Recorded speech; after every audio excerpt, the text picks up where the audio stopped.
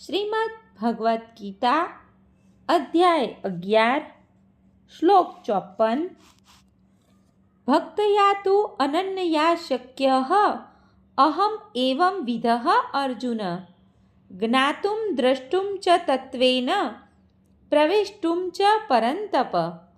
અનુવાદ: હે અર્જુન, માત્ર અનન્ય ભક્તિ દ્વારા જ મને મૂળ રૂપમાં જાણી શકાય છે કે જે રૂપમાં હું તારી સામે ઊભો છું, અને એ જ રીતે મારું પ્રત્યક્ષ દર્શન પણ કરી શકાય છે.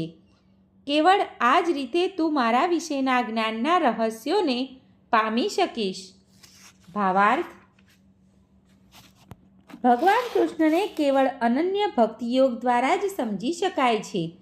આ શ્લોકમાં તેઓ આ બહુ સ્પષ્ટપણે સમજાવે છે કે જેથી માત્ર આ તર્કના આધારે ભગવદ્ ગીતાને સમજવાનો પ્રયત્ન કરનારા અનધિકૃત ટીકાકારોને એ વાત સમજાઈ શકે કે પોતે માત્ર પોતાનો સમય વેડફી રહ્યા છે.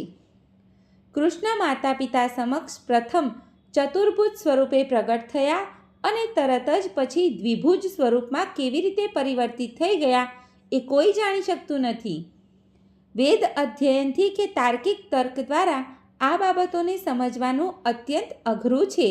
તેથી અહીં સ્પષ્ટ રીતે જણાવ્યું છે કે કોઈ તેમને જોઈ શકે નહીં અથવા આ બાબતોના રહસ્યને જાણી શકે નહીં, પરંતુ જેઓ વૈદિક સાહિત્યના બહુશ્રુત અભ્યાસી છે તેઓ અનેક રીતે વૈદિક ગ્રંથોમાંથી તેમના વિશે જાણી શકે છે. આ માટે અનેક નિયમો અને નિયંત્રણો છે, અને જો મનુષ્ય ભગવાન કૃષ્ણ વિશે જાણવા માગતો જ હોય તો તેણે પ્રમાણભૂત ગ્રંથોમાં વર્ણવેલા નીતિ નિયમોનું પાલન કરવું જોઈએ. મનુષ્ય આ નિયમોને અનુસરીને તપ કરી શકે છે. ઉદાહરણ તરીકે, કઠિન તપ કરવા માટે તે કૃષ્ણ પ્રગટ થયા તે જન્માષ્ટમીના દિવસે તથા મહિનામાં બંને 11ના દિવસોએ ઉપવાસ કરી શકે છે. દાન વિશે કહી શકાય કે એ તો સ્પષ્ટ જ છે કે દાન એવા કૃષ્ણ ભક્તોને જ આપવું જોઈએ કે જેઓ કૃષ્ણ તત્વજ્ઞાનનો અથવા કૃષ્ણ ભાવનામૃતનો દુનિયાભરમાં પ્રસાર કરવા કૃષ્ણ ભક્તિમાં નિમગ્ન રહે છે. કૃષ્ણ ભાવનામૃત માનવતા માટે એક વરદાન રૂપ છે. રૂપ ગોસ્વામીએ ભગવાન ચૈતન્યની સ્તુતિ પરમ દાનવીર તરીકે કરી છે, કારણ કે તેમણે અતિ દુર્લભ કૃષ્ણ પ્રેમનું વિના સંકોચે વિતરણ કર્યું હતું. માટે જો મનુષ્ય કૃષ્ણ ભાવનામૃતના વિતરણ સાથે સંકળાયેલા ભક્તોને તેના ધનનો થોડો હિસ્સો આપે તો કૃષ્ણ ભાવનાના પ્રસાર માટે આપેલું તે દાન વિશ્વભરમાં સર્વશ્રેષ્ઠ દાન છે. અને જો મનુષ્ય મંદિરમાં જઈને યથાવિધિ પૂજા કરે તો પૂર્ણ પુરુષોત્તમ પરમેશ્વરની પૂજા કરીને તથા તેમને આદર આપીને ઉન્નતિ પ્રાપ્ત કરવાનો તે સુઅવસર બની રહે છે. નવોદિત ભક્તો માટે ભક્તિયોગમાં મંદિરમાં જઈ પૂજા કરવી જરૂર છે, અને આનું સમર્થન વૈદિક સાહિત્યમાં થયેલું છે. યસ્ય દેવે પરા ભક્તિર યથા દેવે તથા ગુરૌ તસ્ય તે કથિતા હ્યર્થા પ્રકાશન્તે મહાત્મનઃ. જે મનુષ્યમાં ભગવાન માટે અવિચળ ભક્તિભાવ હોય છે અને જે ગુરુની દોરવણી પ્રમાણે ચાલે છે તથા ગુરુમાં એવી જ અતૂટ શ્રદ્ધા ધરાવે છે તે પૂર્ણ પુરુષોત્તમ પરમેશ્વરના સાક્ષાત દર્શન કરી શકે છે. મનુષ્ય માનસિક અનુમાનોથી કૃષ્ણને જાણી ન શકે. જે મનુષ્ય સદ્ગુરુના માર્ગદર્શન હેઠળ વ્યક્તિગત કેળવણી લેતો નથી તેને માટે ભગવાન કૃષ્ણને સમજવાની શરૂઆત કરવાનું પણ અશક્ય હોય છે. અહીં તું શબ્દનો ઉપયોગ વિશેષ એ સૂચવવા માટે થયો છે કે કૃષ્ણને સમજવા માટે કોઈ અન્ય પદ્ધતિ ન તો પ્રયુક્ત થઈ શકે છે, ન તો ભલામણ કરવા યોગ્ય છે કે ન તો કૃષ્ણને સમજવામાં સફળ સાબિત થઈ શકે છે. કૃષ્ણના દ્વિભુજ તથા ચતુર્ભુજ સ્વરૂપો અર્જુનને દર્શાવેલા ક્ષણિક વિશ્વરૂપથી સર્વથા ભિન્ન છે. નારાયણનું ચતુર્ભુજ તથા કૃષ્ણનું દ્વિભુજ રૂપ બંને સનાતન તથા દિવ્ય છે, જ્યારે અર્જુનને દર્શાવેલ વિશ્વરૂપ ક્ષણિક છે. સુદુર્દર્શમ દર્શન માટે દુર્લભ શબ્દ સૂચવે છે કે કોઈએ પૂર્વે તે વિશ્વરૂપ જોયું ન હતું. તે એમ પણ સૂચવે છે કે ભક્તો વચ્ચે તેને પ્રદર્શિત કરવાની જરૂર ઉપસ્થિત થઈ ન હતી. અર્જુને વિનંતી કરી એટલે જ તે રૂપ દર્શાવવામાં આવેલું કે જેથી ભવિષ્યમાં જો કોઈ માણસ પોતાને ભગવાનનો અવતાર કહેવડાવે તો લોકો તેને પોતાનું વિશ્વરૂપ બતાવવા કહી શકે. પાછલા શ્લોકમાં ન શબ્દની પુનરુક્તિ સૂચવે છે કે મનુષ્ય વૈદિક ગ્રંથોના પાંડિત્યનો ગર્વ ન કરવો જોઈએ. મનુષ્ય કૃષ્ણની ભક્તિમય સેવા અપનાવવી જોઈએ. મનુષ્ય ત્યારે જ ભગવદ્ ગીતાનું ભાષ્ય લખવાનો પ્રયાસ કરી શકે. કૃષ્ણ વિશ્વરૂપમાંથી ચતુર્ભુજ નારાયણ રૂપે અને પછી પોતાના સ્વાભાવિક દ્વિભુજ રૂપમાં પરિવર્તિત થાય છે. આ સૂચવે છે કે ચતુર્ભુજ રૂપ તથા વૈદિક સાહિત્યમાં વર્ણવેલા અન્ય રૂપો કૃષ્ણના આદ્ય દ્વિભુજ રૂપમાંથી જ ઉદ્ભવેલા છે. સર્વ ઉદ્ભવોના ઉદ્ગમ સ્થાન ભગવાન કૃષ્ણ છે. કૃષ્ણ આ રૂપોથી પણ ભિન્ન છે. તો પછી નિર્વિશેષવાદના સિદ્ધાંત વિશે તો કહેવું જ શું?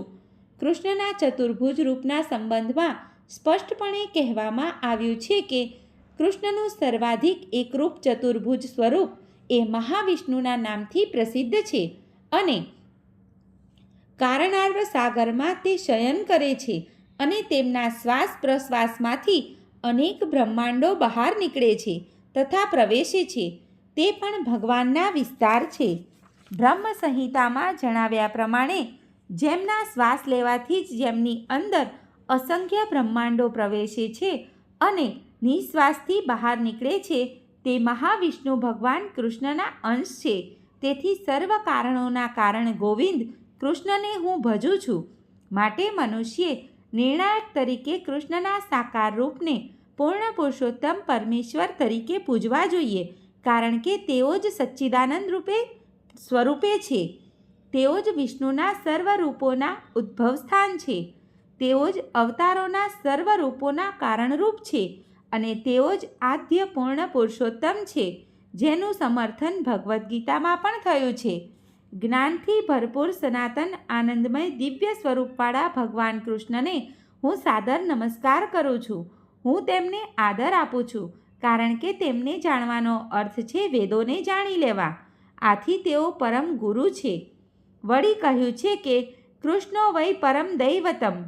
ભગવાન કૃષ્ણ જ પૂર્ણ પુરુષોત્તમ પરમેશ્વર છે. એકો વશી સર્વગઃ કૃષ્ણય્ય. એક કૃષ્ણ જ પૂર્ણ પુરુષોત્તમ પરમેશ્વર છે અને પૂજનીય છે. એકો અપી સન બહુધા યો અપી ભાવતી.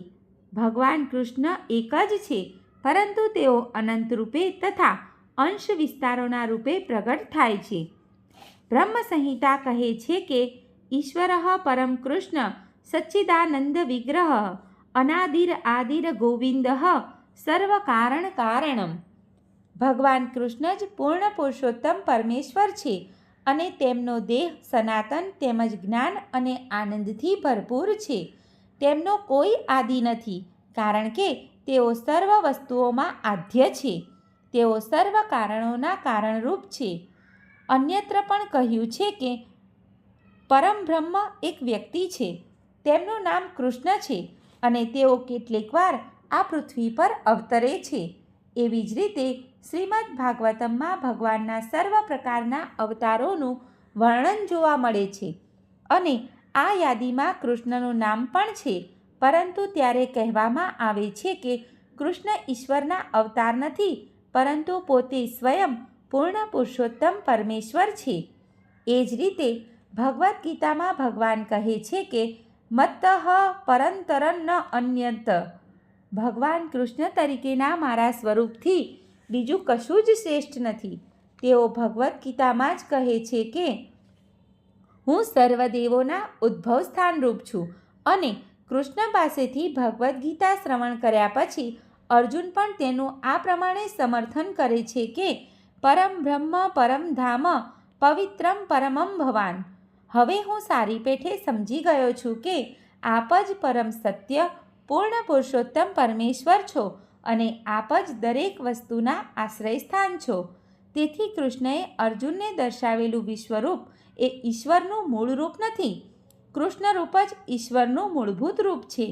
હજારો હાથ તથા હજારો મસ્તકોવાળું વિશ્વરૂપ તો ભગવત પ્રેમ રહિત લોકોનું ધ્યાન આકૃષ્ટ કરવા માટે દર્શાવવામાં આવ્યું હતું. તે ઈશ્વરનું મૂળ રૂપ નથી. જે શુદ્ધ ભક્તો વિભિન્ન દિવ્ય સંબંધોથી ભગવાન સાથે પ્રેમમાં હોય છે તેમને વિશ્વરૂપ પ્રતિ લેશ માત્ર આકર્ષણ હોતું નથી. પરમેશ્વર તો આદિ કૃષ્ણ સ્વરૂપે જ દિવ્ય પ્રેમનું આદાન પ્રદાન કરે છે.